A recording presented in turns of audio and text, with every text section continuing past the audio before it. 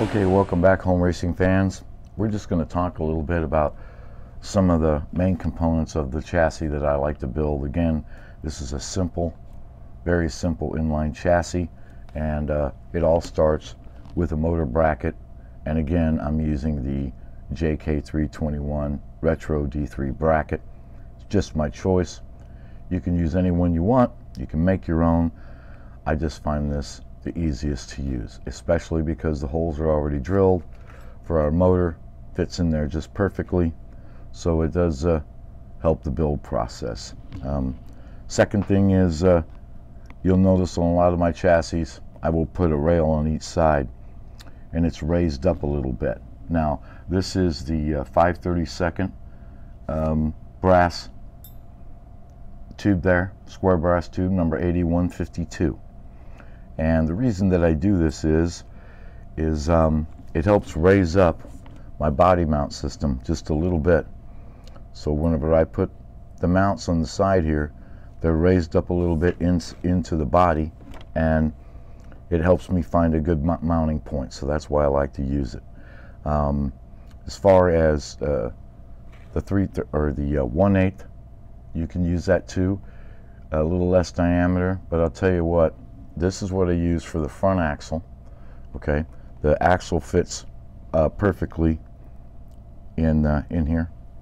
Okay, so since I'm using 3/32, this is a perfect front axle mount. And at the same time, if you decide you want to cut this chassis and you want to make it adjustable like a slider chassis, then this tubing is perfect, because it does the old telescope thing here, and it will go right inside there like that. So you can take your chassis and put two halves together, and then once you solder this, it's just as solid as it would have been with a solid piece.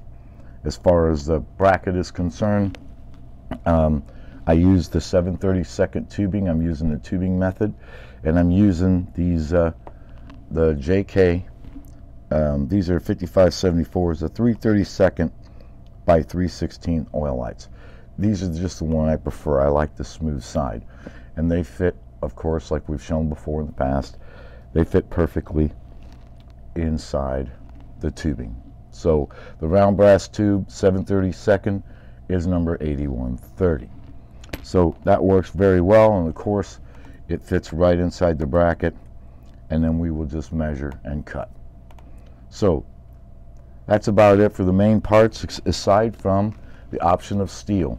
I do use some steel, stock number 504. Okay, this is 062 music wire.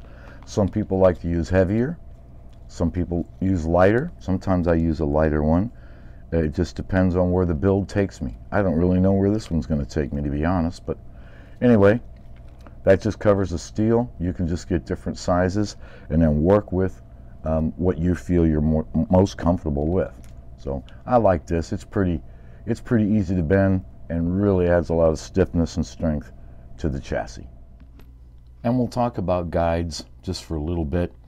Like I said, it's modeler's choice, whatever you like to do. I'll just discuss a few options here. The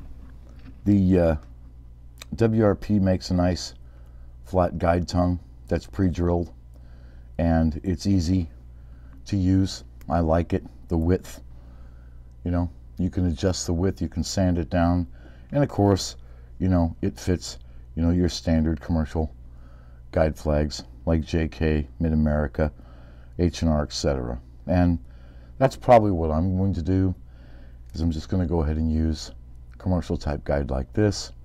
I have some JKs over here. I'll probably use those. However, I also like to use the Slotting Plus guides for our 132 cars. Normally just the universal, you know, that's good enough, plenty deep enough and trimmable. That's what these little lines are for you to trim. So if it's too long, you know, just trim it off. But in using those, sometimes it can be a challenge to create a guide tongue that fits it. I've built my own in the past, but I have to tell you, Samson's Classics makes these guide tubes, and They really are very, very handy indeed. There's two types. There's a spigot mount, where, as you can see, I've put this inside here, and it sits on there nice and flush. All I had to do was file it a little bit, and it is a great fit for these guides. I mean, just beautiful fit. And then you can just trim the top off, and then you have your mounting screw. And that really makes for a very nice, clean, and efficient guide mount. The other one that they have is you go here to the flat mount, and it goes in from the bottom and goes in place like that. So it depends on the guide height, the car, everything that you're building, which one you would prefer. I kind of like the flush mount myself, but this is a great option for using these types of guides, because, you know, normally I'll stack some brass up and I'll drill a hole and everything. In this, for the price, I think these guide tubes come in handy. But either way you go, you can go with a standard 132 guide, as we call them, or you can do the 125th, 124th commercial. Really doesn't matter. And in this case, like I said, the last car I did was using this, so this time I'll just go commercial. But anyway, hope that helps you guys. All the part numbers will be right there in just a minute, and look forward to hearing what you guys are up to, and if you're going to join me in this little adventure. All right, take care.